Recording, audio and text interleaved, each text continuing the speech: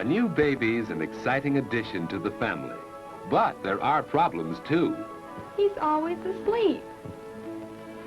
When's he ever going to be any fun? All he ever does is eat and sleep. Yes, eat and sleep. And that's just about all you did, too, when you were a baby. You had to depend on your mother for all the things that you needed. She had to feed you, to bathe you, to put you down to sleep. As you grow older, you learn to do more and more things for yourself. Some of these things you do so often that they become habits. Everybody has habits. Dad likes to read his newspaper every evening in this same chair. It's one of his habits. Habits are things you do naturally without having to think about them. Martha first had to think each step when she tied a bow knot. Now she can do it easily and quickly.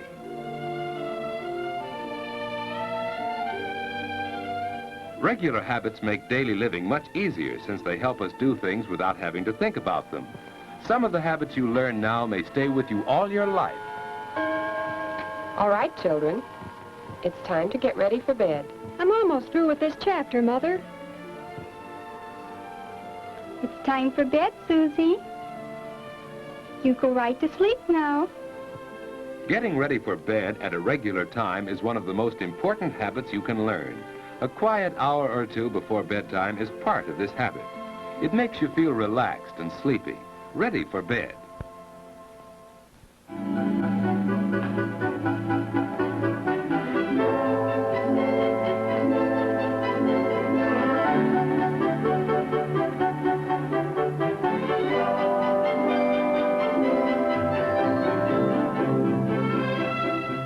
Washing up is part of the going to bed habit. Any regular routine before bedtime helps you feel sleepy. Hanging up your clothes can be part of this routine. They'll air out overnight and be neat for tomorrow. Wearing the right kind of night clothes is important. David's pajamas fit him loosely and don't bind him around the waist. David likes to open his window when it isn't too cold for fresh air, but he's careful not to sleep in a draft. Of course, Martha has her own habits. Instead of opening her window, she gets fresh air by opening her door a bit. Good night, David. Good night, sis. David's bed is comfortable and the mattress isn't too soft. The covers on his bed are warm without being heavy. And so David's ready for bed at just about the usual time. Of course, he sometimes stays up later, but that doesn't happen often enough to change his going to bed habits. Now to sleep. Some people go right to sleep, others take longer. Because David has regular sleeping habits, he usually drops off very quickly.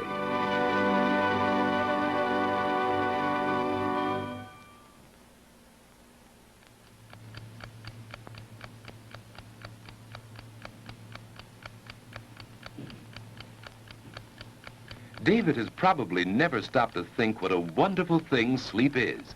In sleep, the muscles of the body are relaxed. It's the most perfect way to relax that we have. Our breathing is slower and deeper when we sleep. The body's temperature is lower. Even the heart beats more slowly. The whole body is resting. To rest all our muscles, we turn in our sleep. Some people turn often, others not so often, but we all do it.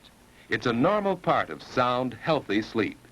Dreams are normal, too. Often they're suggested by things around us while we sleep.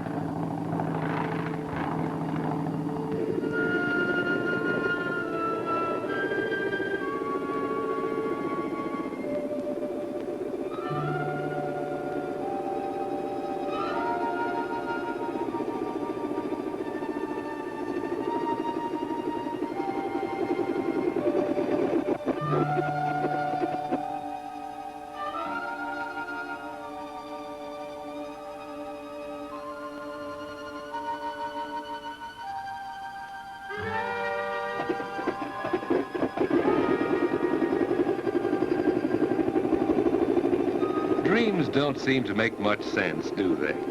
That's because the brain is resting along with the body, so it's less alert when you sleep.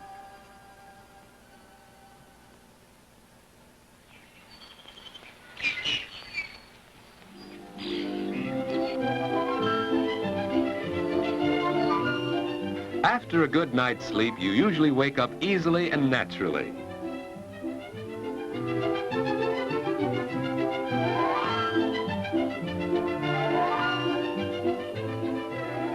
The alarm hasn't rung yet. David finds that he usually wakes up before it goes off. Of course, it takes him a little while to get fully awake. You're never at your best until at least an hour or two afterwards. That's one reason why getting up early is so important.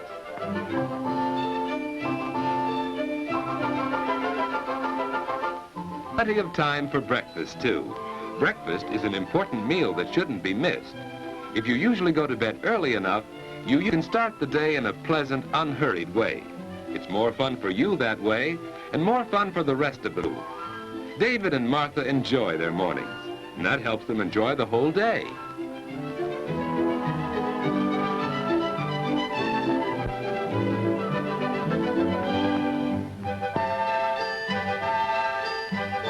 As the day goes on, you get more and more value from your regular sleeping habits. Plenty of sleep helps you to be bright and alert to the very end of the day. But what about bad sleeping habits? George just doesn't get enough sleep. And now in the afternoon, he's tired. It's hard for him to pay attention in class. When the teacher calls on him, George just can't seem to remember things that he really ought to know. George doesn't realize it, but his main trouble is bad sleeping habits. Last night, for instance. No, Muggsy. Don't rub me out. I didn't do it. Honest, I didn't. No rat's gonna squeal on me. You know too much, Limpy. You know I wouldn't sing, Muggsy. We've been pals too long. Slat saw you in the DA's office. Sure, I was there, but they didn't get nothing out of me. Then why was the coppers around here today? I don't know, Muggsy. I don't know. You squealed, that's why. You put the finger on me. You can't do it, Muggsy. You can't. You can't. Oh.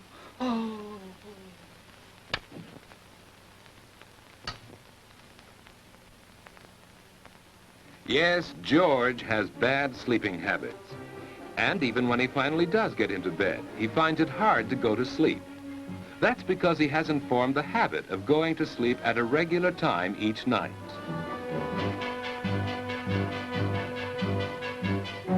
And it's just as hard for him to wake up in the morning. George! George!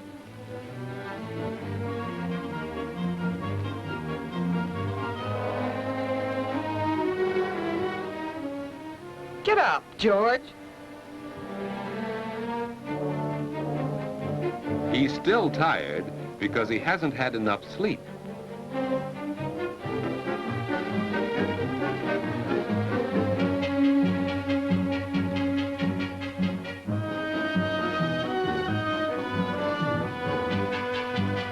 Hey, Mom, where are my books? On the mantel, dear. George, close the door. The morning starts badly, and the whole day goes badly when you get too little sleep too often.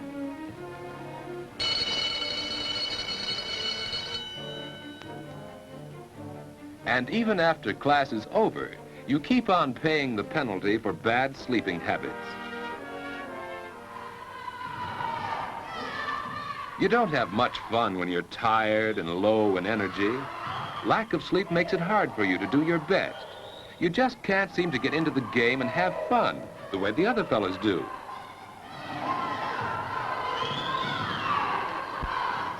You're irritable and cross, hard to get along with.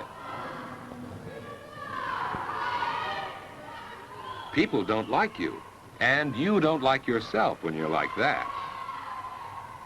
Probably neither David nor George realize how important their sleeping habits are to the way they enjoy their waking hours.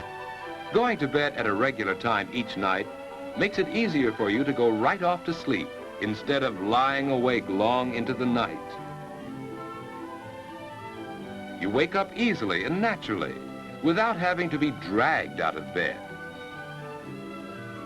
And most important, your day starts right and stays right. Both David and Martha have learned that good sleeping habits help you get the most out of everyday living.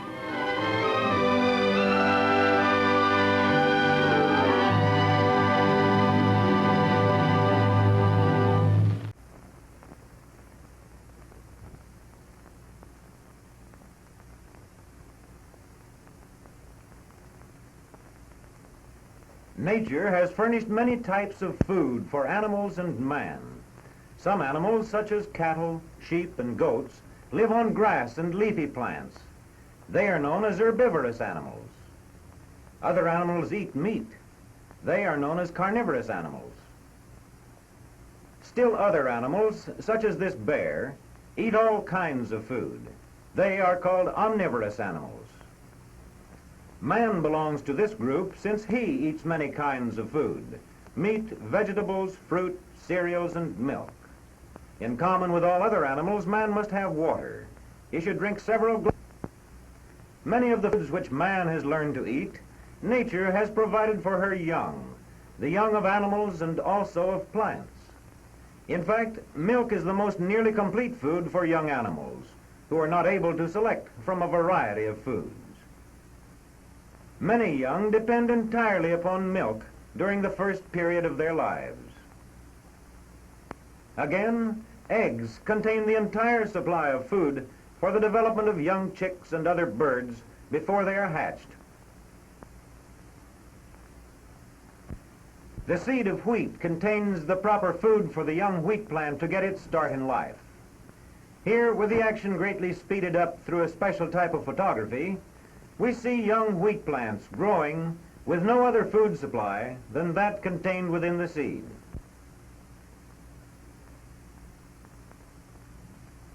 Bread, one of man's most important foods, is made of the ground seed of cereal grains. Again, through special photography, we see soybeans starting to grow. Soybeans likewise provide food for the young plants. Food containing many of the elements which man also needs for body growth.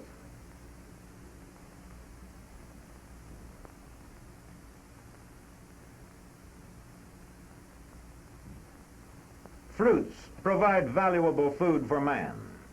So do vegetables, of which he eats many kinds. And since man is omnivorous, he also eats the flesh of certain animals and many varieties of fish taken from rivers, lakes, and oceans. Among other foods which man eats are butter and cheese, which are derived from milk. Science has found that man must have food which furnishes energy, food to build muscle and other tissues, food to build bones and teeth, and food to provide the elements for growth and for keeping the body machine in good working order.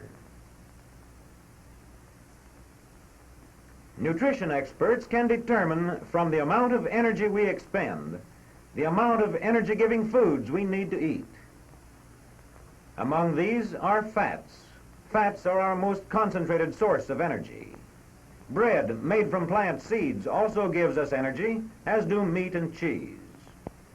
Milk gives us energy because of the butter fat it contains. We must also have foods which give us materials for growth and maintenance of body tissues, such as muscles and bones. Such foods must contain proteins, which are an important part of all the cells of living things. Man's body can make its own proteins only when he eats the proper food. A lack of proteins shows up in a similar way both in the lower animals and in human beings.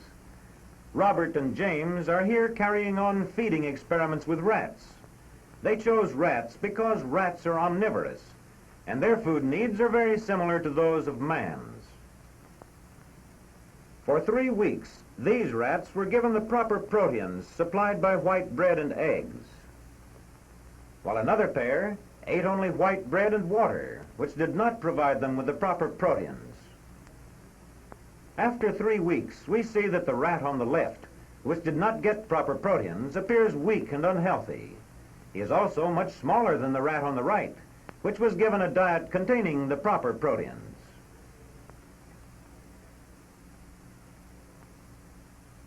Such proteins may be obtained from milk and milk products such as cheese, canned milk, and powdered milk.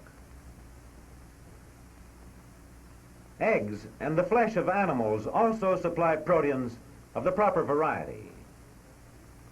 Good plant sources of protein are the legumes, such as soybeans, peas, and beans, and cereal grains. Science has also found that minerals, too, are needed in building the body and in regulating the body processes. Bones, which form the framework of our bodies, need large amounts of calcium and phosphorus to keep them strong. There are some 14 minerals which our body needs for healthy living. Since they become part of every living cell of our body, we must eat foods containing minerals to replace those we lose every day. Excellent sources of these minerals are the foods nature provides for her young before they can fend for themselves, such as milk, eggs, plant seeds, and potatoes. Minerals also occur in meats, in fish, and in leafy vegetables. Calcium and phosphorus are plentifully supplied by milk. For the bones to use these minerals properly, vitamin D is necessary. One way to secure vitamin D is by exposing the skin to sunlight. Another way is to drink milk to which vitamin D has been added. Still another way is to take oils containing vitamin D, such as cod liver oil. Without calcium and vitamin D, this child would develop crooked bones. Vitamins in the diet are essential to life, health, and growth. Some vitamins we get by eating nuts where they are made. Others are transformed from plants in the bodies of animals which eat them and which in turn are eaten by us. This experiment indicates what happens if we try to get along without ensures good eyes and a healthy skin. Other rats are being fed only on food that is lacking in vitamins. We find that the rat without vitamin A is sick. His eyes are diseased and almost useless, while the rat with plenty of vitamin A is normal and healthy. Here is another vitamin experiment using guinea pigs. The guinea pig, like man, needs vitamin C, which is found in fresh fruits and vegetables, and which prevents scurvy. One pair of guinea pigs is given food which contains no vitamin C, while the other pair is given the same food each day, and also a cabbage leaf containing vitamin C. After 3 weeks, the guinea pigs on the right, which had no vitamin C, are smaller than those on the left and are sick. They have scurvy. The pair which received vitamin C from the cabbage leaf daily are in good health. Let us review the classes of foods which are useful in securing the ideal diet. First, fluid milk, canned milk, and milk powder. Second, whole grain or enriched cereals. Third, eggs. Fourth, cheese or meat. Fish or legumes such as soybeans, peas, beans, and peanuts. Fifth, vegetables such as carrots, potatoes, lettuce, cabbage, string beans, green peas, or fresh onions. Sixth, fruits such as oranges, tomatoes, bananas, apples, canned tomatoes. And seventh, butter or vitaminized margarines. Obviously, not all these foods can be secured by everyone at all times. The important thing for us to remember here is to select as far as possible from all these classes the foods we will eat every day. For example, if fresh milk cannot be obtained, another form can be used. If whole wheat bread is not available, we can substitute enriched bread or cereals of the whole grain type. If butter is too expensive or cannot be purchased, a vitaminized margarine may be substituted. If eggs or meat are too expensive or not available, we can eat cheese or fish, or food made from soybeans or other legumes. If fresh vegetables or fruits cannot be bought, canned vegetables and fruits prepared by proper processing may be used, or dried products. Thus, if we select foods from all these classes intelligently, we can secure all that we need for energy and for a supply of proteins, minerals, and vitamins to keep our bodies strong and healthy and our minds alert.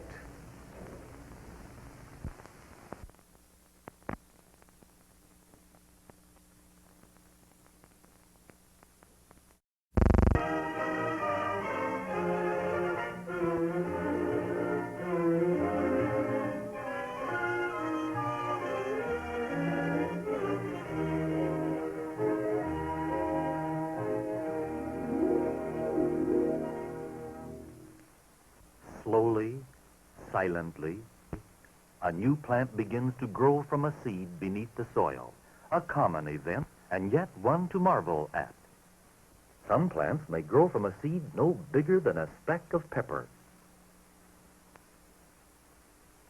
And a new plant that grows from the right kind of seed may someday tower far into the air.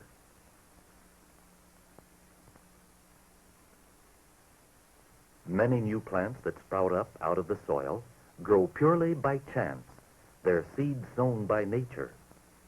Others grow because they are planned. Man plants them and cares for them because they will be very valuable to him.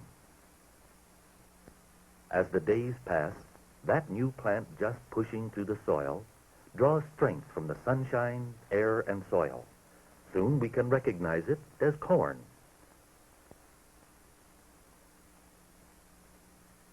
And corn can help us, as it has throughout America's history, by providing food. Before the time of Columbus, Indians planted and tended corn. The precious grain was patiently ground by hand, using primitive stone bowls and grinders.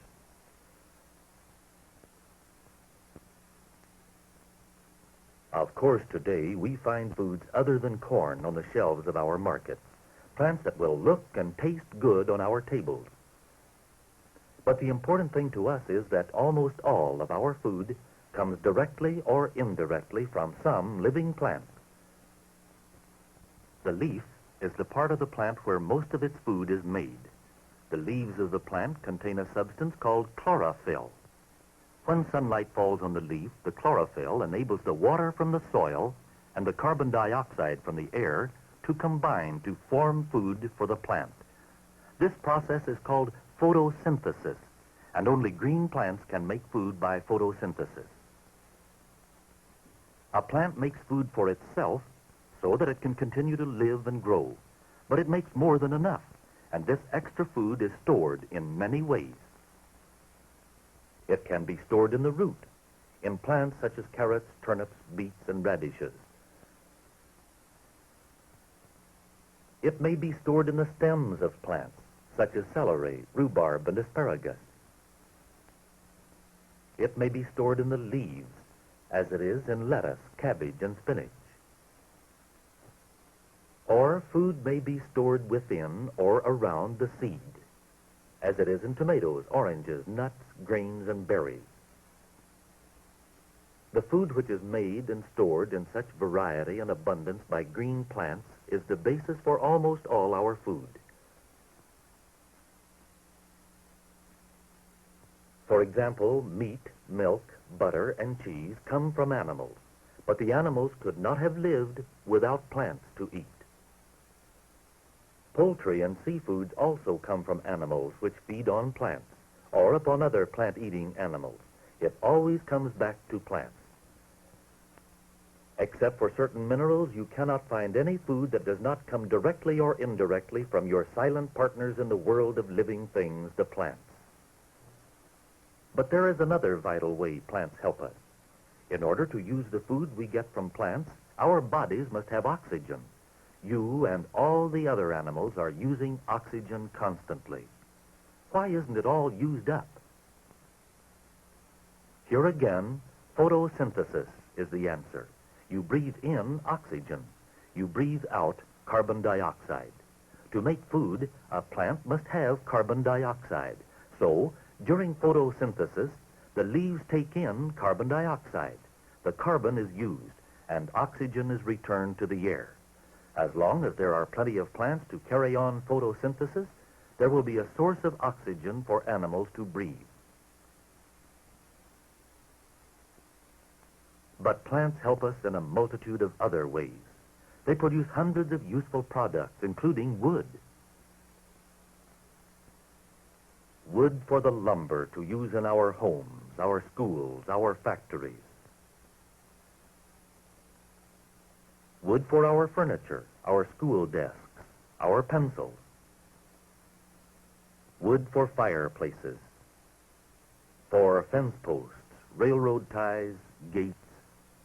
Wood for everything from toothpicks to telephone poles. You may not think of plants when you see paper rolling through the presses, but there would be no paper if it were not for plants, and paper is very important to us for much of the history and culture of man. His music, his art, and the solution for problems have been handed down to us on paper. Paper that comes from giant mills like this, where the woody parts of plants are soaked to a pulp with chemicals and processed into hundreds of paper articles. Our largest plants, the trees, provide us with shelter. It may be only shelter from the hot rays of the summer sun, or it can be as a windbreak from winter's biting cold. But made into houses, trees shelter us from cold, rain, and sun. Directly or indirectly, plants help to clothe us from head to toe. The rayon hair bow came from plants. It was made from wood pulp. The linen blouse was made from the long fibers in the stems of a plant called flax, and the corduroy skirt was made from cotton. The seed pod of the cotton plant bursts open when it is ripe to spill out a fluffy ball of fiber. This fiber, spun into thread and then woven into fabric, makes up a large part of all the cloth in the world. Indirectly, we must give plants credit for the clothing materials we get from animals. There would be no wool so warm and absorbent, no silk so pleasing to the eye and to the touch, and no leather so tough and sturdy. There could be none of these unless the animals that produced them had plants to eat. In the springtime in New England, sap is plentiful in the sugar maples. From a gash in the living tree, man catches some of this sap to make into maple syrup.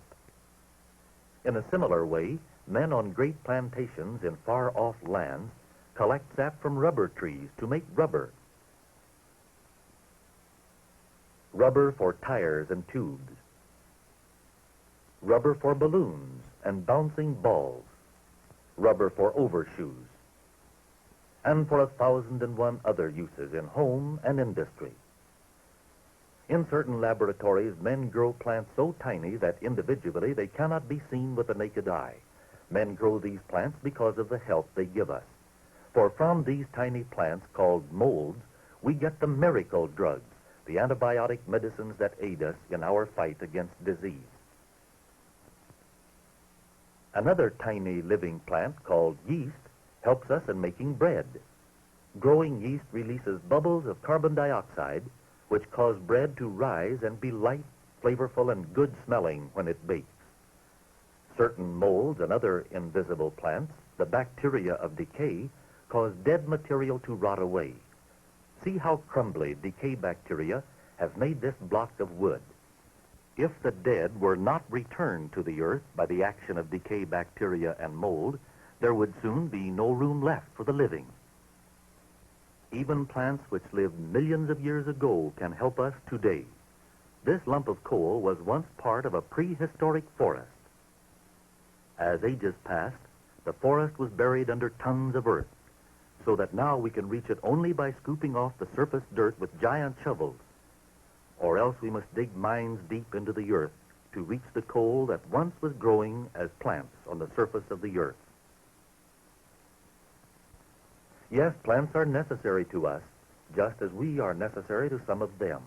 We sow and tend some plants because we use them as food.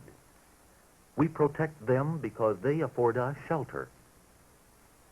We care for them because from them we can make our paper, our clothing, and a host of other products. But we value plants also because they are beautiful. We grow some plants for their flowers alone, so that we can share the colors and the fragrance that nature has displayed to tempt the bee and the butterfly.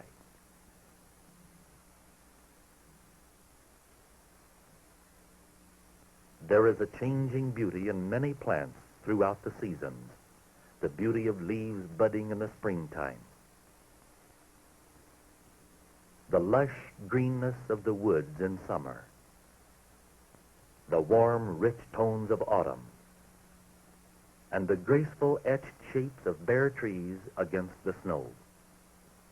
And these plants that grew with or without our help are valuable to us in yet another way, for their roots grip the soil with millions of thread-like fingers, holding it in place against the wearing action of wind and water. The tangled mat woven of weeds and grass and fallen leaves soaks up water like a sponge, keeping it on the land where it belongs. Yes, these unnoticed and seemingly useless plants help us. For dust storms and floods, with all their destruction, befall men everywhere when they forget that the woodlands and the grasslands help us to conserve our soil. Slowly, silently, insistently, a tiny plant pushes its way through the soil. With or without our help, it will struggle to survive. But whether we planted it or whether it grew by chance, it will make its contribution to our lives.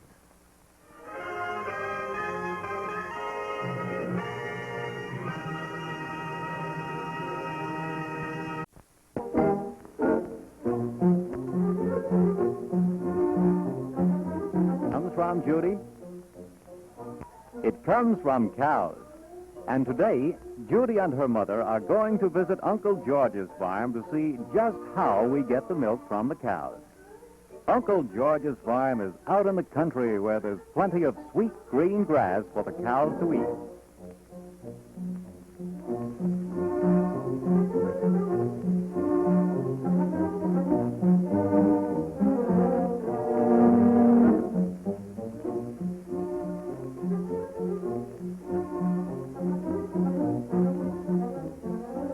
There they are, grazing in the meadow. Brown cows, black cows, white cows, spotted cows, all kinds of cows. And they're always eating and drinking all the time. This is very important because the more grass they eat and the more water they drink, the more milk they'll give.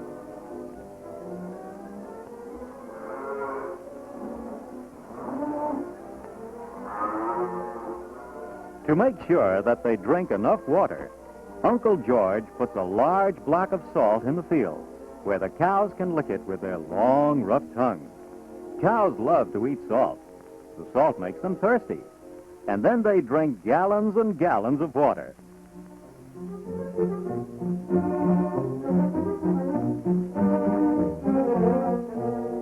Judy seems to be excited about something. I wonder what she sees. Why, it's a little calf. A baby cow only 1 day old, drinking milk from her mother. She's still too weak to stand up by herself, so the farmer holds her while she's feeding. A baby calf is too young to eat grass. She can only drink milk, and the milk comes from the cow's udder, that round white sac under her stomach. That's where we get our milk, too, as you'll see a little later.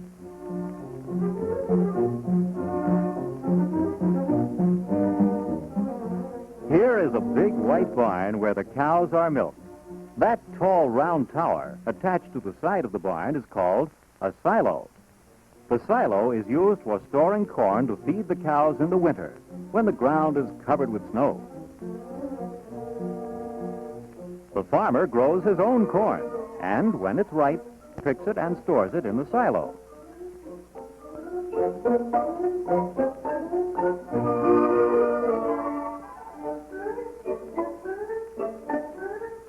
The silo holds enough corn to feed all the cows in the winter.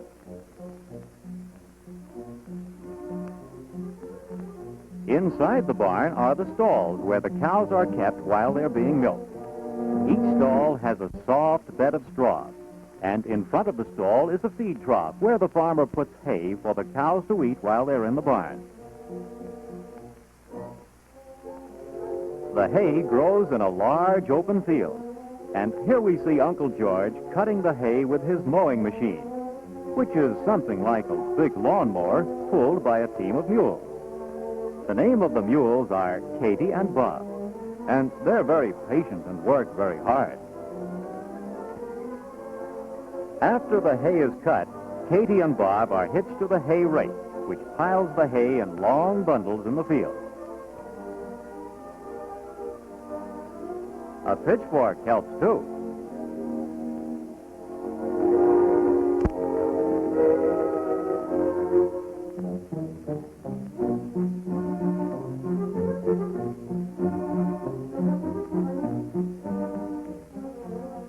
This is the hay loader. It picks up the hay in its iron fingers and dumps it on the wagon.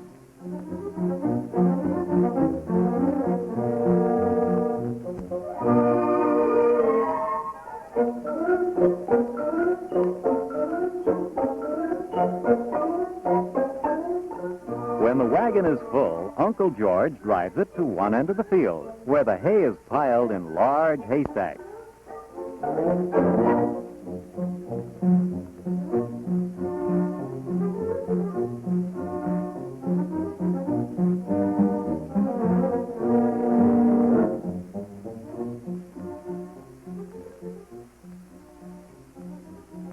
Here come the cows. It's milking time, and all by themselves they start walking toward the barn. The cows know when it's time to be milked, and twice a day, once in the early morning and once in the afternoon, they go to the barn to be milked.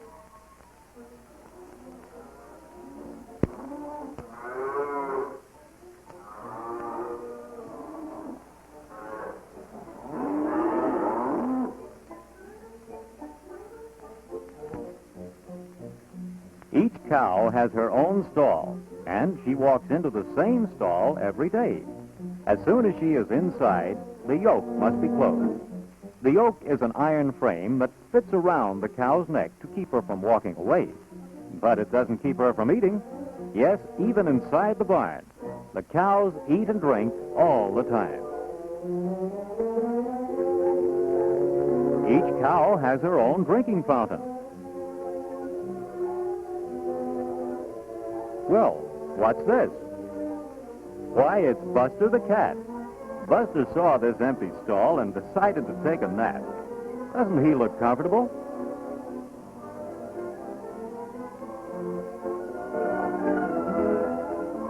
Everything in the barn must be kept very clean so that no germs can get into the milk. Walter sprays the cows to keep the flies away, because flies carry germs, and germs cause disease.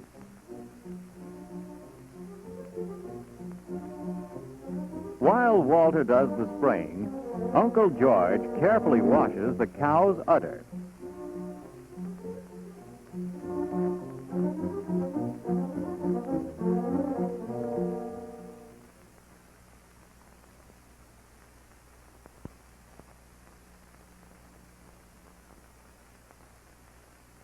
Now everything is ready. Uncle George places a shiny, clean milk pail between his knees and begins the milking. He squeezes first one teat and then another. The udder has 4 teats from which the milk is drawn. Each cow gives about 15 quarts of milk a day. When all the cows are milked, they'll be turned out into the pasture again.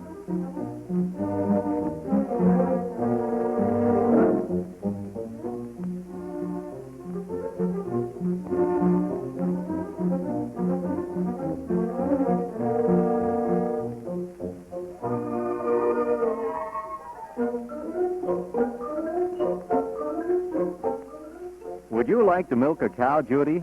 You'll have to wash your hands first. Remember, everything must be very, very clean when we milk cows. Judy is going to milk good old Florabelle. Florabelle is a gentle black and white cow who doesn't mind having a little girl milk her.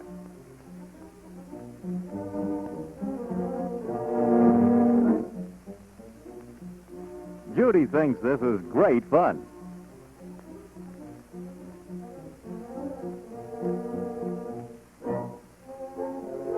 Soon the milk pail is full.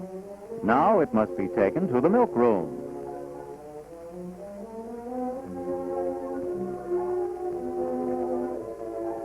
Here the milk is poured through a cloth strainer into a large can.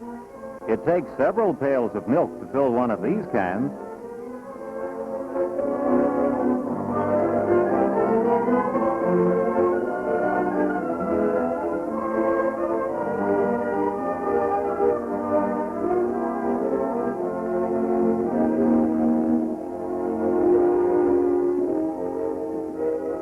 As soon as the can is full, it is placed in the cooler. The milk must be kept cool to keep it from turning sour.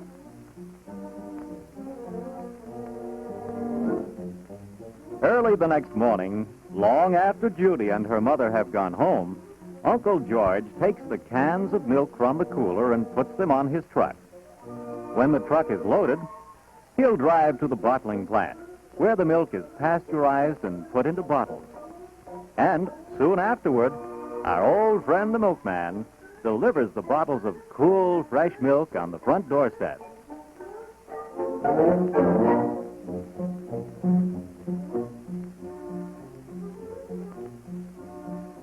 Now, whenever Judy drinks milk, she remembers Florabelle, the black and white cow that she milked all by herself at Uncle George's farm.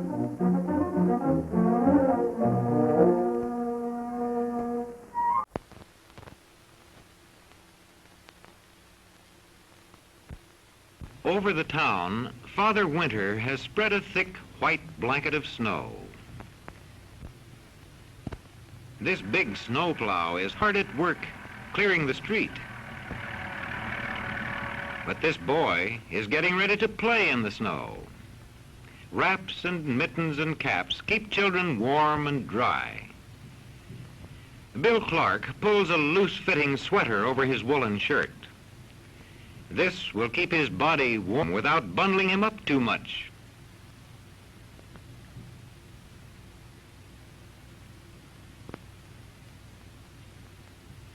Bill's sister Nell and his brother Charlie put closely woven jackets over their sweaters. They don't intend to let Jack Frost catch them.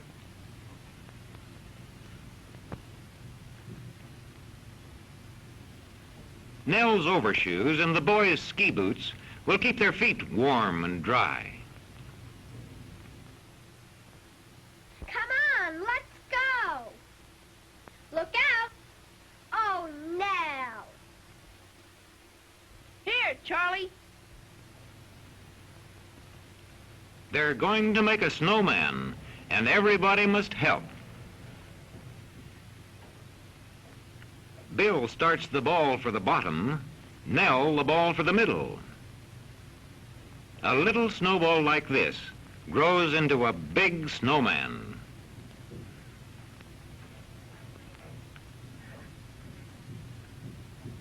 The farther it rolls, the larger it grows.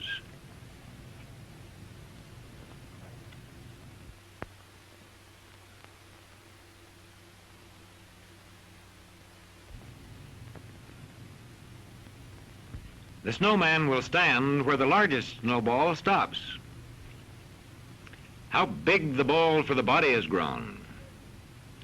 Teamwork helps to make a good snowman. Oh, look out. Charlie, come and help us. Coming. There it is.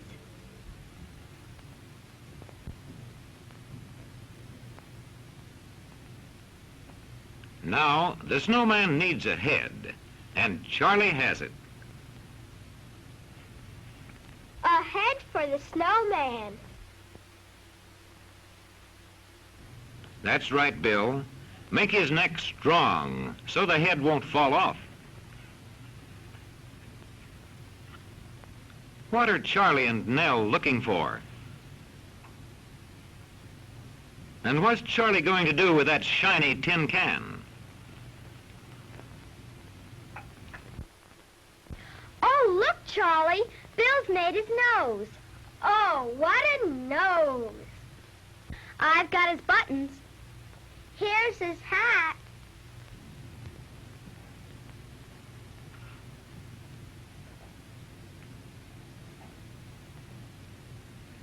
Bill has given the snowman a name. His name is Wellington. And what a fine snowman he is. How do you do, Mr. Wellington? Another day, another fine blanket of snow. Listen to the children. They're getting ready to play fox and geese. Fox and geese. To play that, you first tramp down a big ring. And then you cut the ring as you'd cut a pie. And then you tramp, tramp, tramp down the trails. You cut the pie into 2 pieces less than the number of children playing.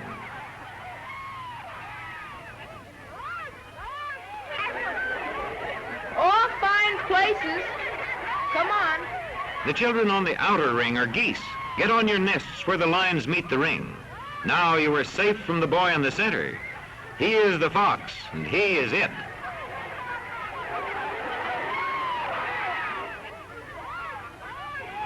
The extra child is a goose without a nest. And the fox always tries to catch a goose off its nest.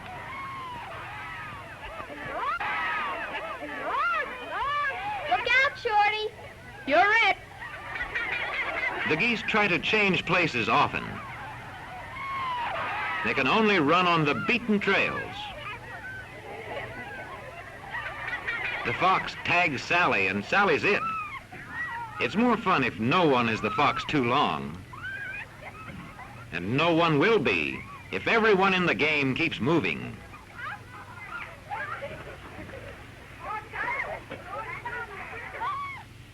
This is a good day for coasting, crisp and clear and cold. Come on. The hill has been marked with flags. You coast down one side and go back up on the other side of the flags.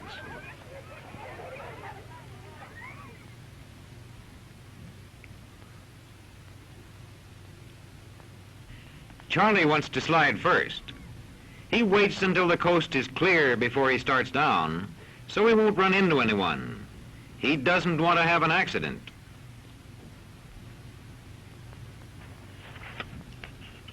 Now Bill's going down. And a girl. But where's Nell?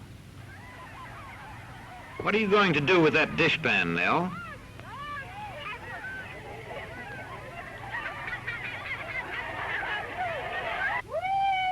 That's a different kind of a sled. And here's another. And another. Now, everybody up the hill again.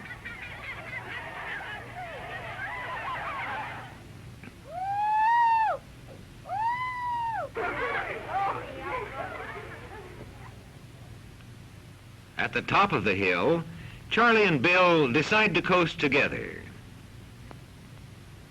They know the best way for 2 to ride. And now they're off. Down they slide. And so does Nell. And when Charlie and Bill and Nell begin to feel cold, they know it's time to start for home. Skiing today?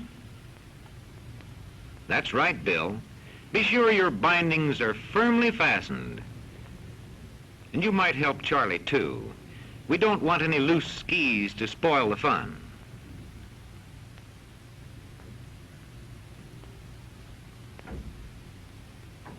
Now Charlie's ready, and so is Nell. Now let's see you walk. Remember to keep your skis straight. Fall. Here's a little hill. The herringbone step keeps you from sliding backward as you climb a little hill.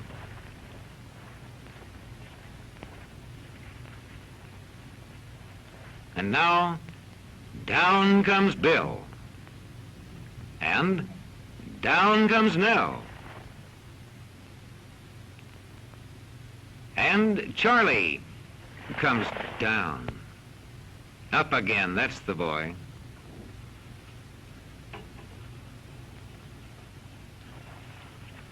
What's this? A steeper hill. Sidestepping is the best way to climb a steep hill on skis.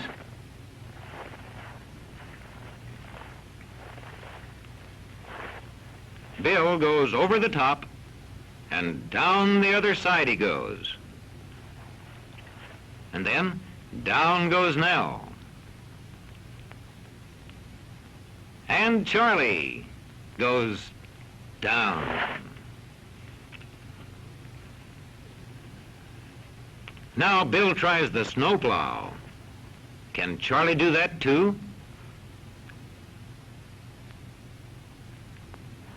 Nice work, Charlie.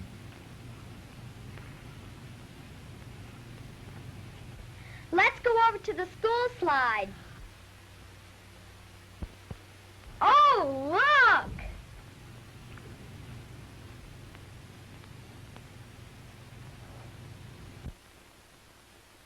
Oh, boy!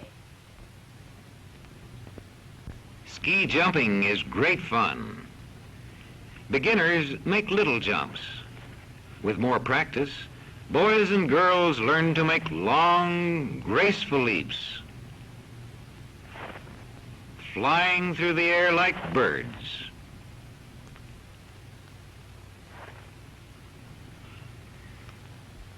Skiing is perhaps the most thrilling way to enjoy the clear, cold days of winter when the earth is buried under its glistening blanket of snow.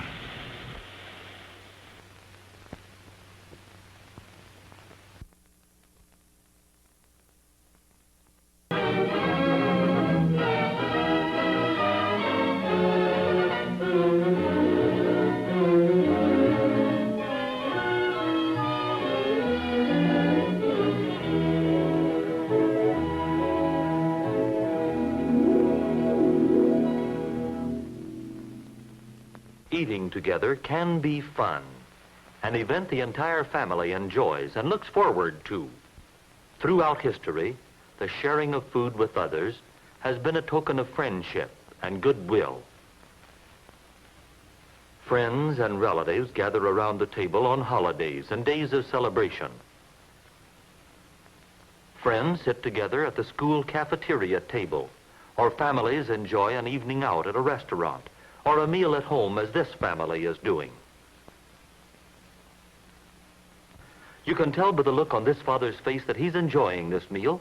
As a matter of fact, he's pretty proud right at the moment because his daughter Jane and his son Jimmy helped make this dinner more fun than almost any he can remember. Mother has a smile on her face too, because she knows why Jane and Jimmy remembered their table manners so well tonight. It was to be a surprise for Daddy. Let's turn back the hands of the clock to 5 o'clock and see what happened. Mother, Jane, and Jimmy were setting the table for dinner, and Jimmy was saying that he wished Daddy could come home from work sooner so he'd have more time to have fun with the family before dinner. Jane said that about the only time they saw Daddy during the week was when they were eating, because by the time dishes were done after dinner and their homework was finished, it was almost time for bed. Mother agreed that this was a problem, but she said that, after all, a simple thing like eating dinner together could be fun too. Now, Jane and Jimmy weren't too sure just what Mother meant. But the more they thought about what she'd said, the more it seemed to make sense. So they decided to make a list of the things they could do to make meals more enjoyable for everyone. Then, when Daddy came home for dinner tonight, they'd surprise him. Jane got some paper and a pencil. Then they both sat down and started making out their list. Jimmy said that eating together is more fun if everyone comes to the table as soon as he's called, or even better, help bring the food in from the kitchen. Jane wrote this down on the list. Then Jane said everyone should be clean, so they wrote, "Wash your hands and face before the meal." And their list grew and grew as first Jimmy would think of one thing, then Jane would think of another. Mother came in from the kitchen just as they were finishing the list. Mother said she thought they had a wonderful idea, and she knew Daddy would be very pleased and very surprised, too. As Mother looked over the list, she noticed that almost everything on the list called for better table manners. And Mother said that was right. Eating dinner is more fun when everyone remembers his table manners. But she reminded them that remembering was the hardest part. We know what to do, she said, but we forget sometimes unless we make good table manners a habit. Jane and Jimmy said they weren't going to forget tonight. They wanted to surprise Daddy. About that time, they heard a car door slam. Daddy was home. Jane and Jimmy hid the paper and pencil in the desk so that Daddy wouldn't know about the surprise. When Daddy came in, he didn't suspect a thing. But he was hungry and ready for dinner. Yes, sir, that food in the kitchen really smelled good. Jane and Jimmy were ready for dinner, too. In fact, they could hardly wait. Jimmy said he guessed they'd better get their hands and faces washed so they'd be ready to come to the table when Mother called them. And away they went to clean up. Daddy said that Jane and Jimmy seemed so eager for dinner to start, they must be pretty hungry tonight. But Mother didn't tell the secret. So Daddy went to wash his hands and face, too. When Mother said dinner was ready, Jane and Jimmy hurried to the table and stood by their chairs. Their hands and faces were washed, and they were ready to sit down at the same time as Mother and Daddy.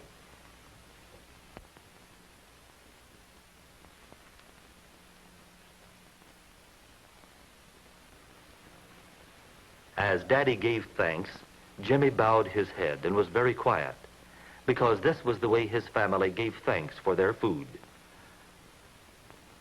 Then Daddy started serving the food. When he asked Jane if she'd like a larger helping of potatoes, she said, "Yes, please." So far, Jane and Jimmy had remembered everything on their list. Jimmy sat up straight in his chair. He didn't slouch against the back of the chair or lean on the table. He didn't play with his food or with his silverware. He paid attention to what he was doing. Jane, too, was paying attention. When Mother needed some butter, Jane said, "Would you like some butter, Mother?" And Mother said, "Yes, she would, thank you." Before Jane passed the butter, she was careful to put her silverware down. She put her knife and fork on the plate. She didn't lean them against the side of the plate, as oars on a boat. Jimmy said he would like some butter, too, please, and Mother passed the butter on to him. Daddy was very pleased at the way both Jane and Jimmy remembered their table manners. Not once had he had to remind them of anything. Instead, he just relaxed and asked Jimmy what he had done at school today. Jane wanted to tell Daddy about school, too, but she waited for her turn in the conversation.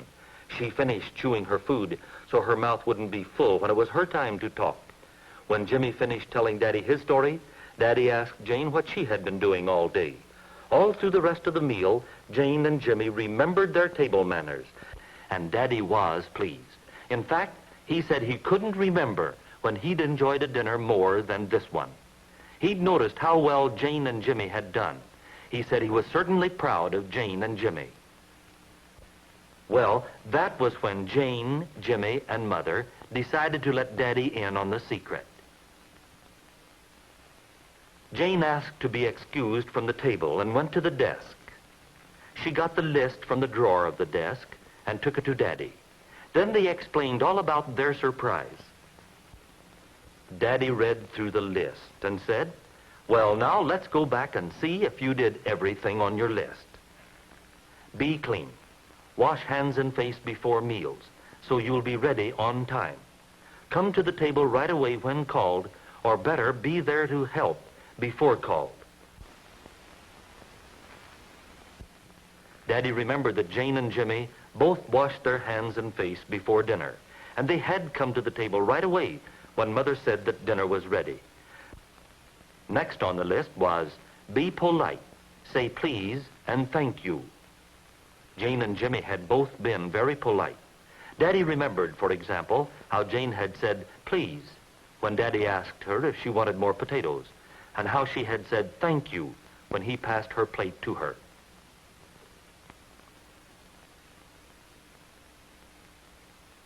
Sit up straight. Don't lean on table or back against the chair. Jimmy had done that all right. He'd sat up straight and paid attention to what he was doing, and he didn't play with his food or silverware either. Wait your turn to talk. Don't talk with your mouth full. Yes, Jane and Jimmy had waited their turns in the conversation. While Jimmy was telling Daddy what happened at school today, Jane had finished chewing her food, so she'd be ready to talk when her turn came. Pass things to each other and ask for things instead of reaching. See what your neighbor needs and pass it to him.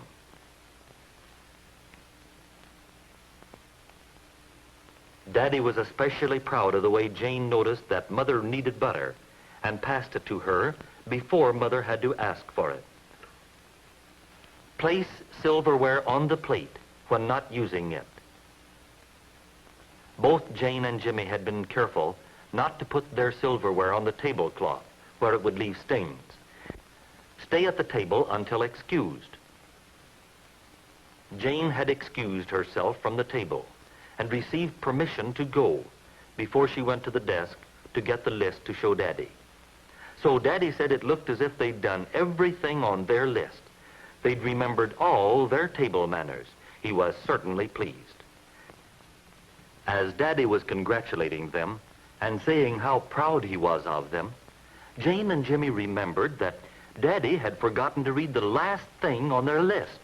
It was on the other side of the page.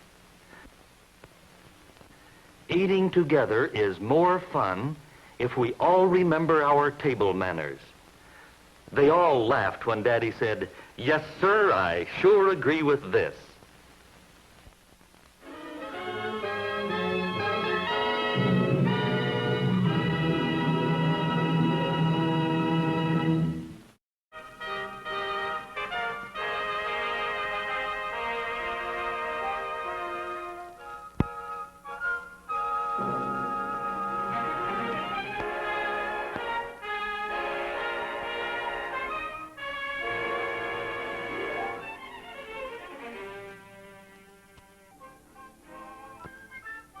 When the pioneers moved westward in their wagons drawn by oxen, one of their most important possessions was the family cow. For then, the family could be sure to have milk. Even in pioneer days, milk was thought of as the most nearly perfect food. When the pioneers settled on their new farms, the younger children often came along to watch while the cow was being milked. Milking, morning and night, was a daily chore, and one that the children would soon have to help with. The cows of those days did not give nearly as much milk as modern milk cows do. Sometimes the cream was skimmed off the milk and poured into the churn. The children would often do the churning. Can you guess what she's making?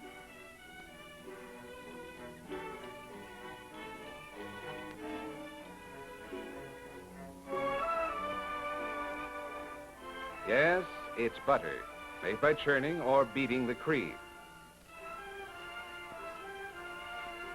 The milk was kept in the cellar so that it would stay cool, but usually the cellar wasn't cold enough to keep the milk fresh very long. Today, modern refrigerators let us keep milk for several days, fresh and cold and good to drink.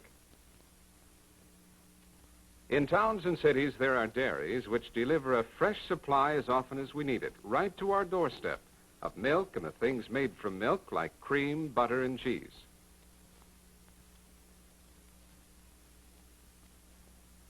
The dairy gets its milk from cows kept on many farms called dairy farms.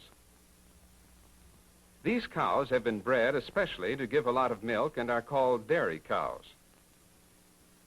The dairy farmer works hard all year to provide the right kind of feed for his cows. To give milk, a cow must have a calf. Then the cow will give milk most of the year.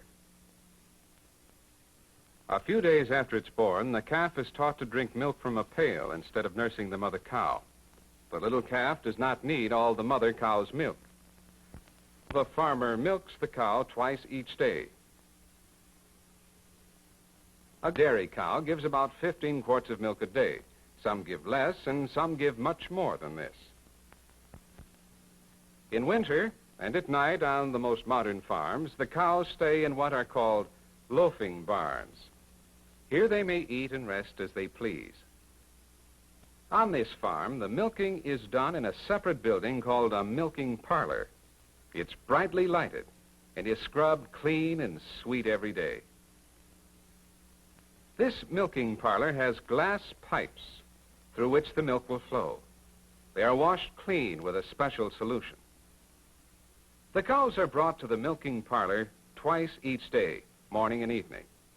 They will be fed here as well as milked. They get a special mixture of ground-up grain. Before the milking starts, the dairyman carefully washes the cow's udder. The first milk goes into a special cup called a strip cup. The dairyman inspects this milk for cleanliness before the cow is milked. Modern dairy farms use milking machines. Before milking, the dairyman carefully rinses each machine in a sterilizing water solution. Now, the 4 cups are attached to the cow's udder.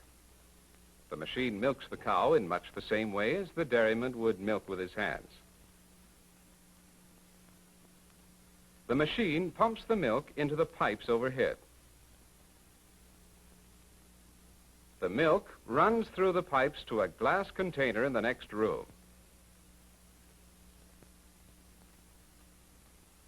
Then the warm milk goes to a refrigerated holding tank for cooling. Every day, a big truck comes to take the farmer's milk to the milk plant. The tank on this truck is especially made to keep the milk cold. The milk will be pumped from the farmer's holding tank into the tank on the truck. The driver attaches a sanitary flexible tube to the pipe from the holding tank. Before the milk is pumped, the driver takes samples of the milk to be tested at the milk plant.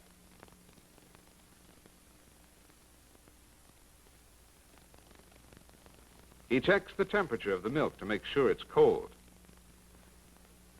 Tank trucks like this often collect milk from a number of dairy farms before returning to the milk plant.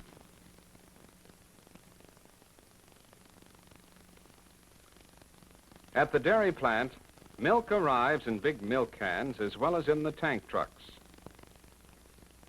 Many farmers, especially those with small dairy herds, usually haul their milk in cans.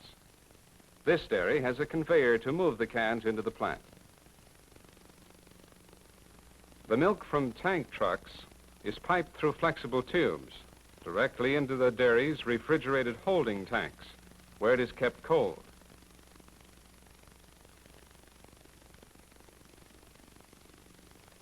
In the dairy laboratory, the samples of the milk from each farm are tested for purity.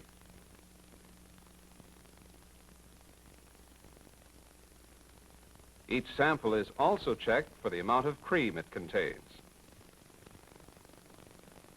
In the dairy plant, every pipe and machine is cleaned and sterilized every day. Some of the pipes can be taken apart to be scrubbed and sterilized, and a cleaning solution is pumped through others. Back at the holding tanks, the cold milk is ready to start its trip through the dairy. All the milk goes through a pasteurizer. Pasteurizing means heating the milk just enough to destroy germs. The dairyman in charge of the pasteurizer keeps a close check on the temperature. Turning a valve sends the milk from the holding tanks through clean pipes to the pasteurizer. In the pasteurizer, the milk is heated to exactly 161 degrees for just 15 seconds, and then is quickly cooled to about 35 degrees, just a little above freezing.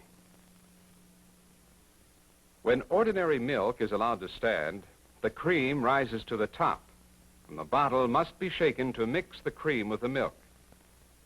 Dairies also bottle milk in which the cream does not separate. This is called homogenized milk. Milk that is going to be homogenized is pumped through this machine, which breaks up the cream into tiny droplets so small that they never rise and collect on top. Milk bottles are washed in this automatic bottle washer. Here, bottles are rinsed, soaked, scrubbed, and rinsed again, both inside and outside. Then they are sterilized and cooled. This machine can wash and sterilize 12,000 bottles in an hour.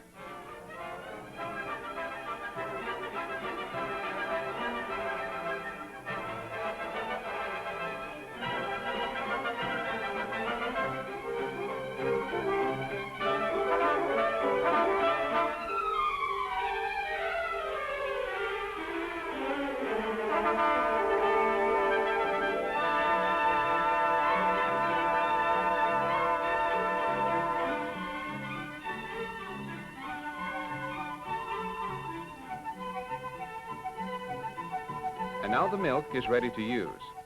It will go into a big cold storage room to await delivery. It has been handled by modern machinery from the moment it left the cow. Not a single drop has been touched by hand.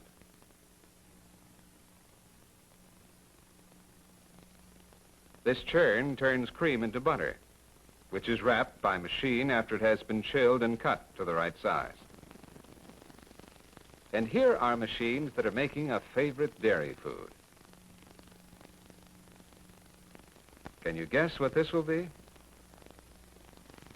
Yes, it's ice cream. And this is cottage cheese. These are just a few of the many good things to eat that our dairies make from milk. Every morning, the dairy trucks load up to deliver the freshly bottled milk and milk products. Many dairies supply milk in wax paper containers. The milk in wax paper containers is usually delivered to stores where it's kept in refrigerated coolers. Other dairy trucks bring cold, fresh milk and milk products right to our homes, so that you can have your quart of milk and other dairy foods you need every day.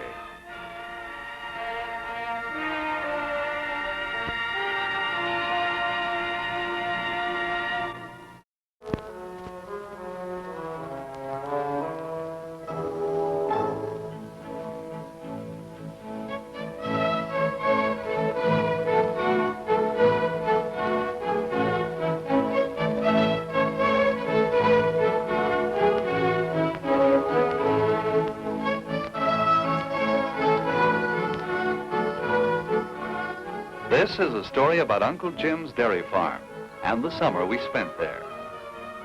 Here are Andy and Jane, who live on the farm. Although they often play here, they're watching the road for a special reason today. Because they're expecting someone. Here they come! I can see the car!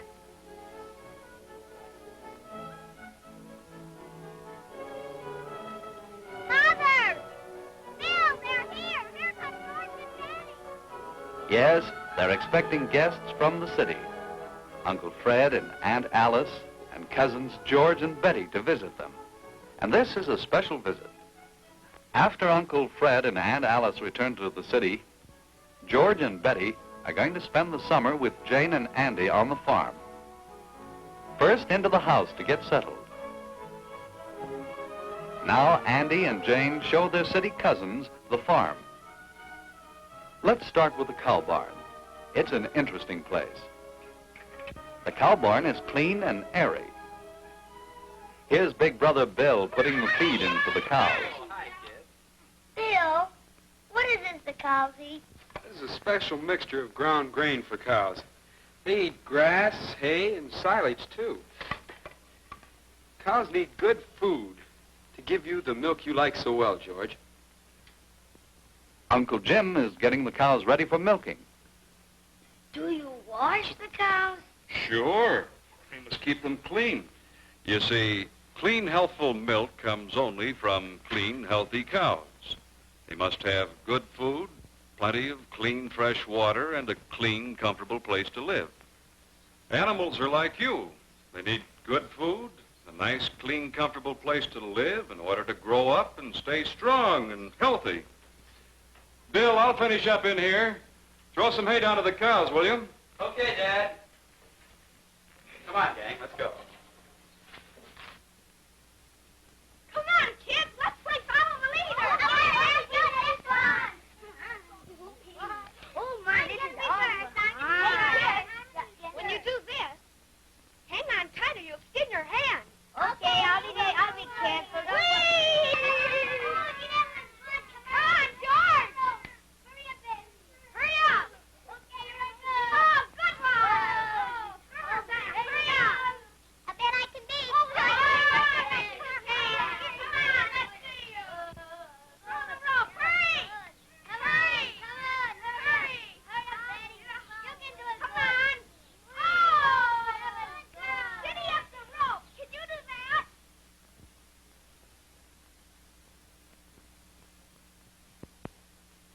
Let's see you do that, George. You're kind of good, Andy. Let's see you now, George. Oh, come on. Try again. Try it again, George. Of course he can't do it. None of us can do it. We're not big enough. When we get as big as you are, Andy, we'll be able to do that easy. Won't we? That's right. I guess you're right. I am bigger than you are. Besides, I do this every day almost. Sure. And the bigger and stronger you grow and the more you practice, the more things you can do. Like feeding the animals. That's what I'm going to do now. You want to help? Oh, boy, can we? Sure. And soon you'll be big enough to do it all by yourself. Come on, let's go.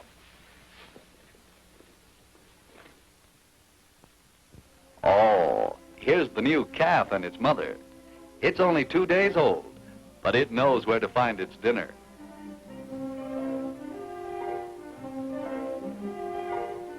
Andy will feed the calf when it is big enough to drink milk from a pail and eat other foods. The cow which is grown up eats grain, grass, silage, and hay to help her in making milk. She drinks lots of clean water. We all need good food to grow and stay healthy. But we better get on with the feeding. First, Jane wants to show Betty the baby lamb.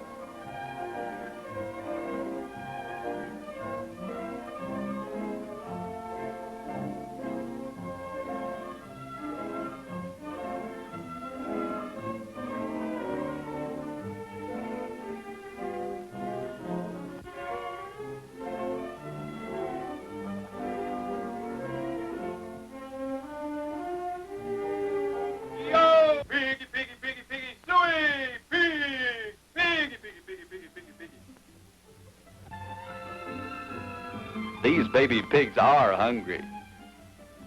Perhaps that's why their manners aren't good.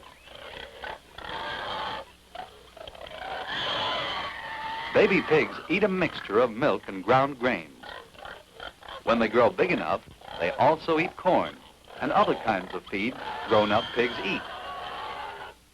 Pigs must have clean and comfortable houses and yards and room to play. Chickens, too, have a clean place to live. They eat grains and milk mixed with other feed.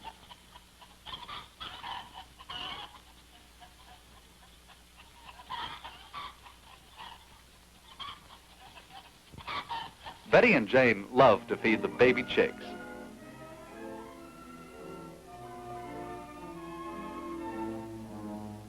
It's Andy's job to feed the puppies. They're strong and healthy and happy. He feeds them well, and they play and sleep. Jane's kittens do, too.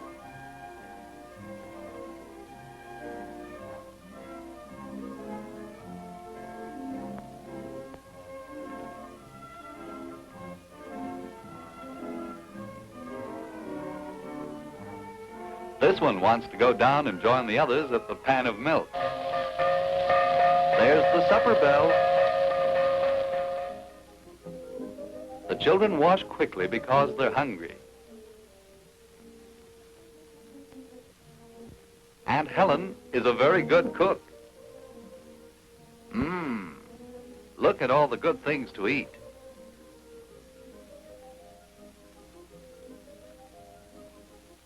We all know that good food helps us grow bigger and stronger, to be able to do more things and have more fun.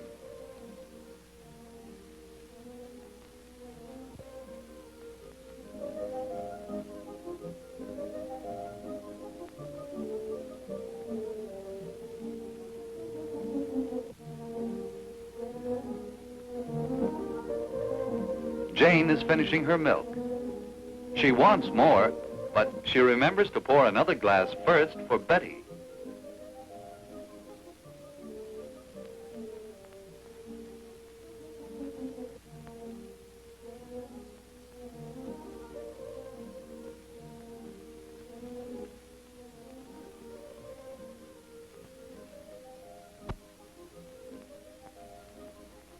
The children get ready for bed. They're very sleepy. Good night, Betty. Good night, Jane.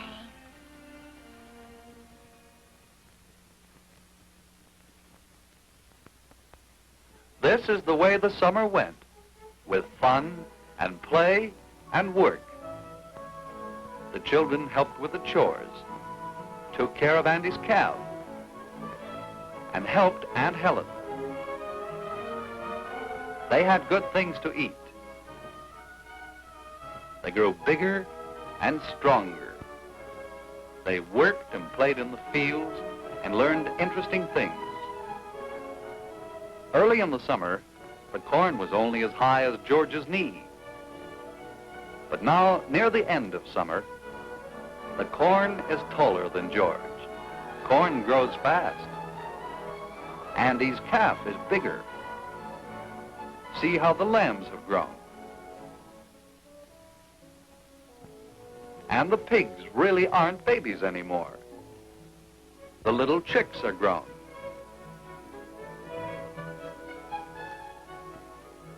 Now the summer is over. It's time for George and Betty to return to the city. They've had a fine time, and they've grown. Father is proud. He can hardly believe that George is so strong. Betty has grown too. I drink milk at every meal now, Mother. George, Betty, Jane, and Andy have had a fine time, and they've grown. They've had play in the sunshine, good sleep, and plenty of milk and other good foods.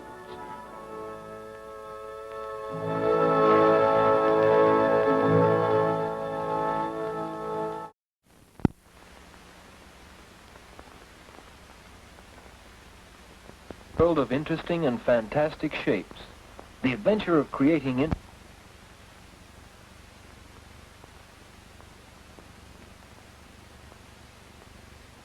You can buy finger paint, or it can be made by using dry tempera color, soap, and starch. To 1 cup of starch, add a small quantity of water and stir to prevent lumping.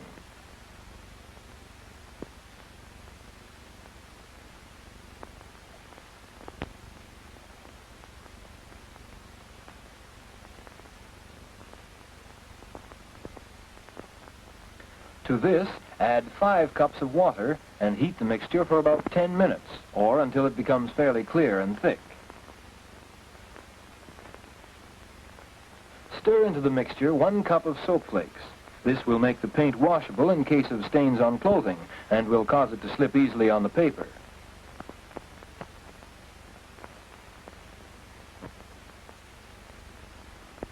Used tempera or jam jars make good containers, and this amount of paste is sufficient to fill 8 of these. Place a heaping tablespoonful of color in each jar. Add the paste and stir well. Tongue depressors, which the nurse uses, make good stirring spoons. Who can say what new and ingenious designs may spring from these jars of brightly colored paint? Here are 3 children about to adventure into the realm of finger painting. Donald ties on a newspaper apron to protect his clothing. Mary is dipping the special type of paper in water to make the surface more workable. Bob is finger painting for the first time. He carefully smooths out all the wrinkles and, choosing a bright color which will contrast well with the white sheet, spreads it out evenly with the palm of his hand.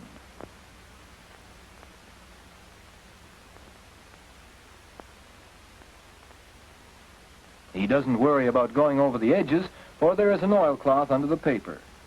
Bob experiments to learn what effects he can get with the various parts of his hand. He tries the side of his hand.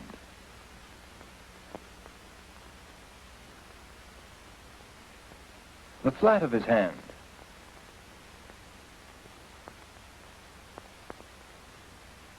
His fist.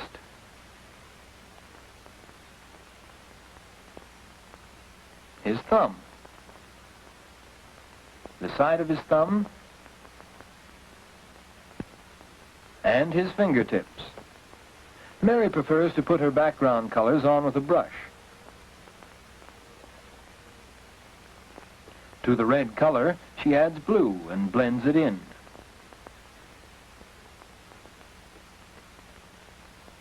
To work some color into her design, she dips her hand into the green paint as she begins. Mary has painted like this many times. She knows that in finger painting, she allows the design to grow and swirl as one shape suggests another. She doesn't try to imitate what she sees around her. Her work sparkles because she allows the paper to show through.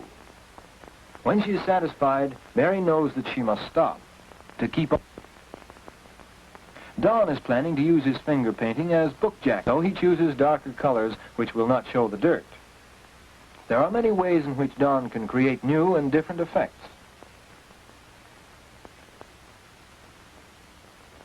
Perhaps he will use a special wooden nose. Or maybe his background will be this way, using crumpled paper. Book covers and pictures are the tangible results of finger painting. Intangible but more important is the excitement you feel as the rich color flows into designs like these from your creative hands.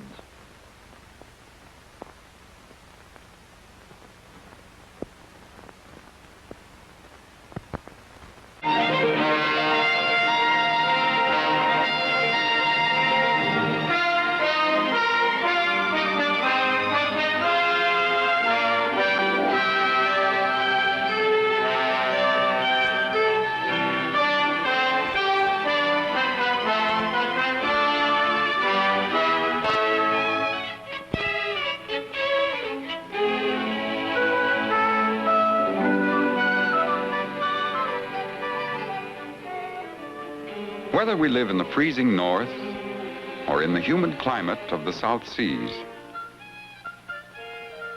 whether in the sandy desert or in the harsh climate of the Middle West, wherever we live, our body is equipped to protect us as long as we give it proper care.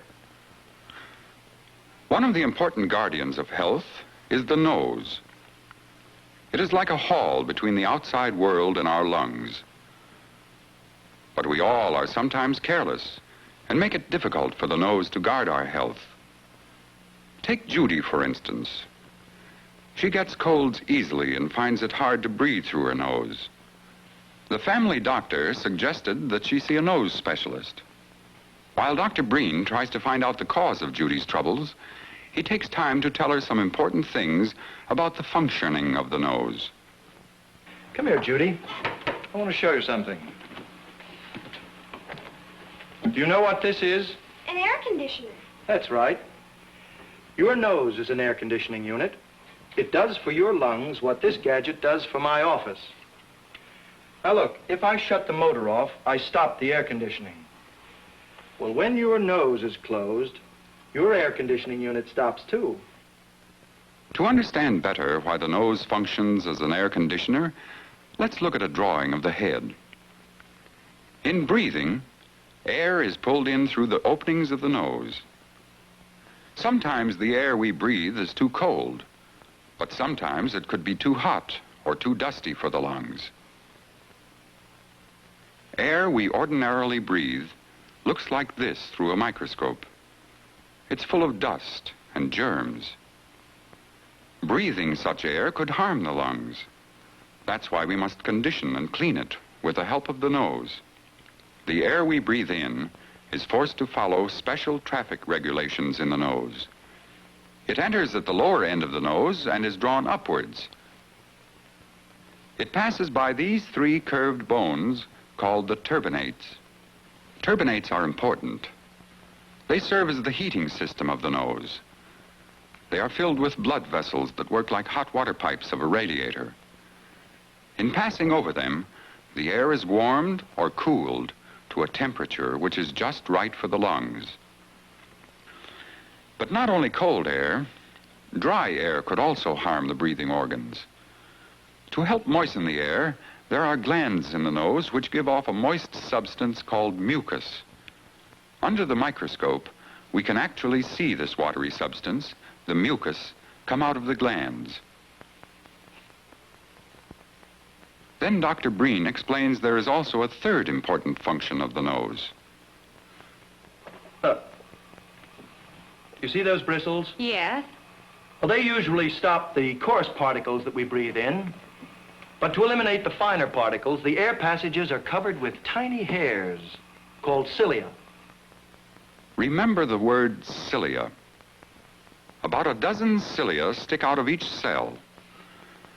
All during your lifetime, cilia in your nose and windpipe move back and forth carrying dust out of the nose or up from the lungs away from where they can do harm. Under a microscope, cilia look like this.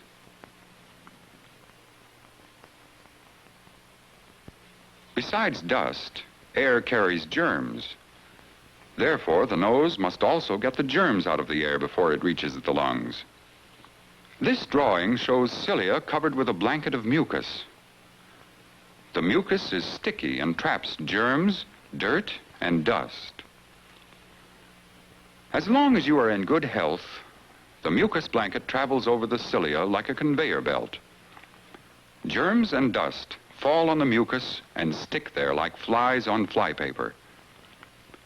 In this way, the nose and throat are cleansed every few minutes, removing most of the germs and dust out of the breathing organs before they can do harm. Do you understand this now, Judy? I guess so, but... What's on your mind? Well, if the nose does all those things you just said, why do people get sick? I'll try to explain. Now, will you slip off your shoe, please? If I put your foot on this heating pad, your sole becomes red and warm. And also the inside of your nose becomes red and warm. But now, suppose I place your foot on this ice pack, or suppose you step into an icy puddle of water on the street. Your foot becomes pale, and so does the inside of your nose. So you see, there is a connection between the chilling of any part of your body and the working of your nose. And that is dangerous. When you get chilled, the blood vessels in the nose tighten up, the turbinates get less blood and become cooler, and the movement of the cilia slows down. Then germs may stay long enough in one place to dig in deeper into the tissue and to cause infection. This is why chilling your body will weaken your own defenses against colds. But there are other reasons why the functioning of the nose can be slowed down. Judy, it may be that when you sleep at night, you're lying on your back, you see, and that could make it very difficult for you to breathe through your nose. Look, the soft palate, you see, might be drawn down by gravity and so interfere with the free flow of air. Now, I suggest that you watch yourself and make sure that when you sleep, you turn your face downward toward the pillow like this. See, now, the soft palate will be drawn by gravity away from the air passages, and so you'll be able to breathe freer. Now, will you check on that in the next few days, Judy? Meanwhile, we'll investigate other possible causes for your failure to breathe through your nose at night. Now, one more thing. We'll take a look in your mouth, see your tonsils, dear. Open wide. That's it. They are. This is what healthy tonsils look like in a doctor's mirror. Tonsils sometimes get infected, and infected tonsils may weaken the body's defense against colds. No, it isn't tonsils either. What do tonsils do for us, Doctor? Well, we don't exactly know. We know they get infected and sometimes have to be removed. Why don't you remove mine? No, you keep yours as long as they're good. Let them do for you what they're intended to, even though we don't exactly know what it is. Well, that's all for today, Judy. I'll have her tests made next week. Meanwhile, you get plenty of rest, try not to sleep on your back, and above all, Judy, don't get chilled. Like Judy, you too can help your nose protect your health. Remember, the air you breathe contains dust and germs. It is often too cold, too dry, or too hot for your lungs. But your nose will clean, sterilize, and condition it as long as you give it a chance to perform its function. By wearing proper clothing and avoiding sudden chills, by developing proper breathing habits, and by following your doctor's advice. Judy's going to do it, won't you?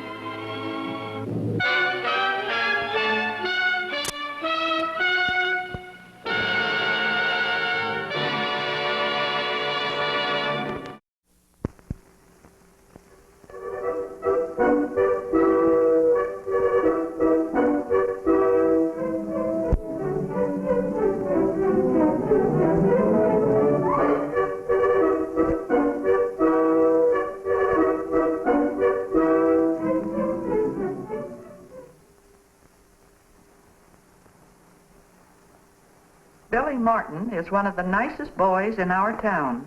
He's one of the cleanest boys, too. Billy always has been a nice boy. But he hasn't always been so clean. As a matter of fact, for a long time, Billy's parents worried about him. They didn't worry just because Billy got dirt on his hands and face.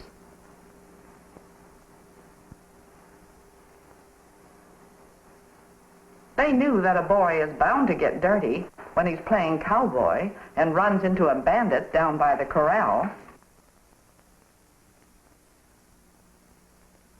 Billy's parents did worry because he was so careless about washing when he should have washed. He had to be reminded almost every time, and even then he didn't do a very good job. The trouble was, Billy had the wrong idea about being clean. Wash, wash, wash. They just want me to be a sissy. But then, one night, Billy had a dream. At least, I guess it was a dream. I bet cowboys don't wash all the time. But you're wrong, Billy. It's not sissy to be clean. Who said that? Who's there? I did. One of your best friends. Let me introduce myself. Soapy's the name, partner. Why, you're a living cake of soap. Big as life, Billy. And I'm here to help you. I can help you, partner. But I don't quite understand. That's just the trouble. So many boys and girls don't understand what a good friend I can be. So I'd like to show you. May I? Why, yes, I do. Well then, just lie down and close your eyes. That's right. Now, what do you see? Why, I see a cowboy. He's washing up. That's right. There's nothing sissy about that cowboy, is there? He's a bronco buster. He rides wild horses.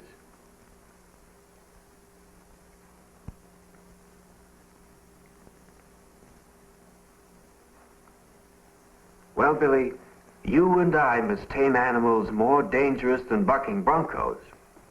I help you control animals that could make you sick. Now, close your eyes again, and I'll show you. The animals I help you control are called disease germs. They are so tiny you can't see them, except with a microscope, like this man is using. Disease germs are dangerous because they make you sick if too many of them get inside of you. And they can be on almost anything that children touch or handle, even on things that look clean.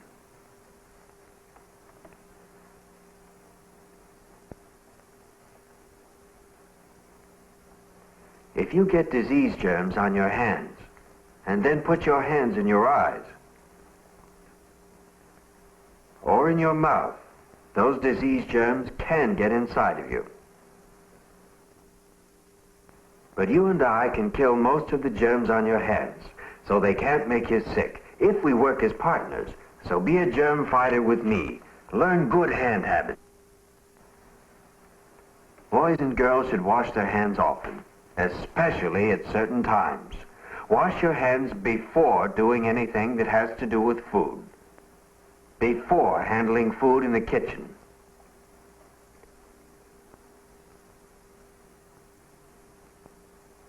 before setting the table,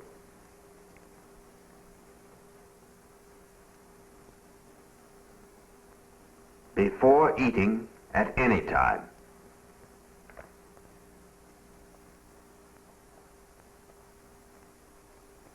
And always remember to wash your hands before brushing your teeth. Wash your hands after doing anything that gets them very dirty.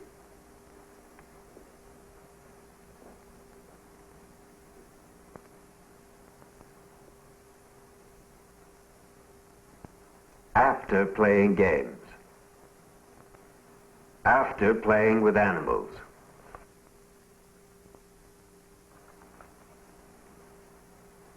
And especially after going to the toilet.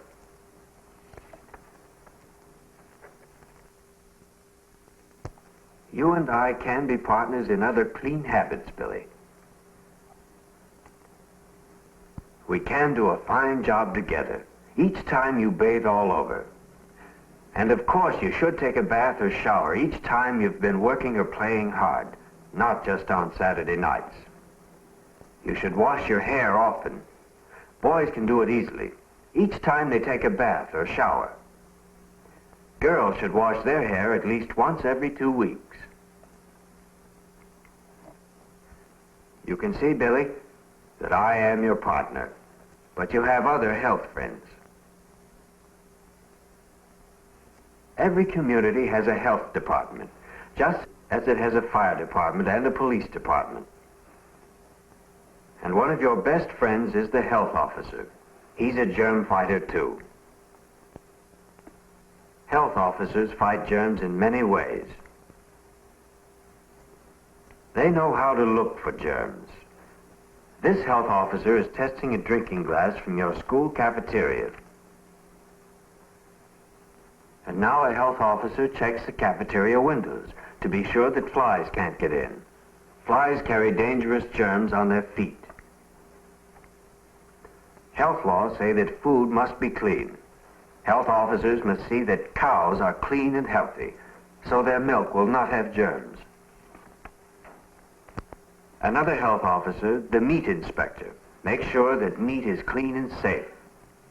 The mark shows that this meat is clean. But health officers can't do everything for you. You must be your own health officer, Billy. Since germs can get inside of you through your mouth, be sure that food is clean before you eat it.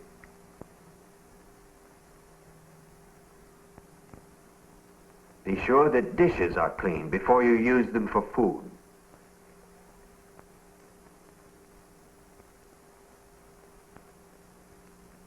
Never take a bite from someone else's food. That's right. Break off a piece to share your cookie. And keep food covered, safe from flies when you eat outside. Remember, flies carry dangerous germs on their feet.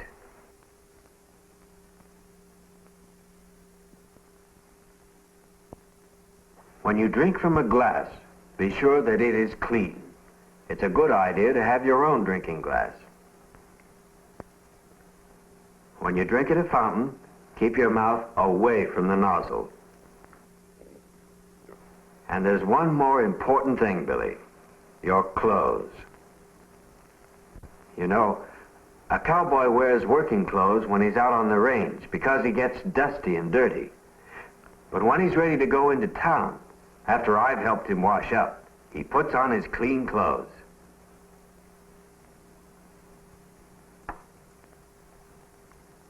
Children get dusty and dirty when they play games. You should wear old clothes when you play. But when you're through playing, when you clean up for dinner, you should change to clean clothes. You see, Billy, being clean in every way is an important part of being healthy. And being healthy is an important part of being happy. I see that now, Soapy. You are a good friend and partner. That's right. Well, so long. So long, partner, and don't forget. I won't, Soapy. And Billy didn't forget. He's one of the cleanest boys in our town now. He's one of the healthiest. And certainly, he's one of the happiest.